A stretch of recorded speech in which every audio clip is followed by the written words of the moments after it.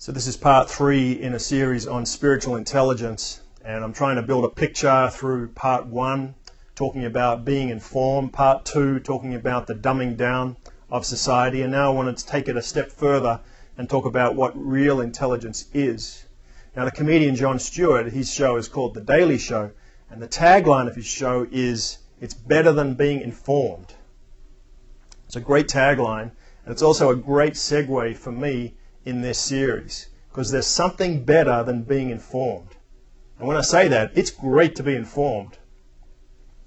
Being informed is essential, but there's something even better. And when I thought about that, the thing that's better than being informed is wisdom. And that's where we begin to build the bridge between information and practical living, or wisdom, or maybe even spiritual intelligence.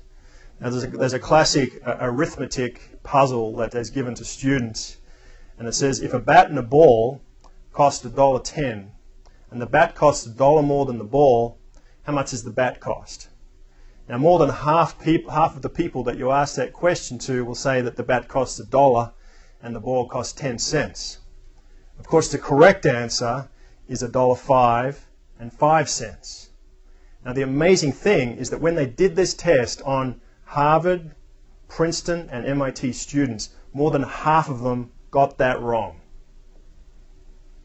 Now, even people with high IQs are getting simple things like that wrong, and there's a reason for that. Now, Jonah Lehrer offers one explanation certainly for why that might be true, why it is that even smart people aren't so smart after all. Even people with high IQs aren't as intelligent as we think they are.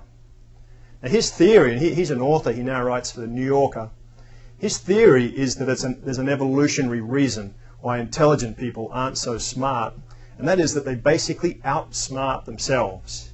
In other words, they have a highly honed ability to rationalize, to create stories to cover over their own blind spots.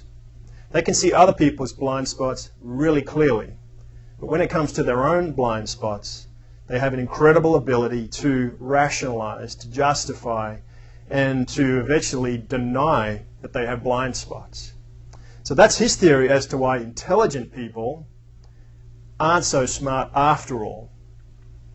Now, when you stop and think about this, this is an interesting bridge for us, because intelligence is more than just IQ. There are multiple intelligences. So if IQ is head smart, we could say that emotional intelligence is heart smart.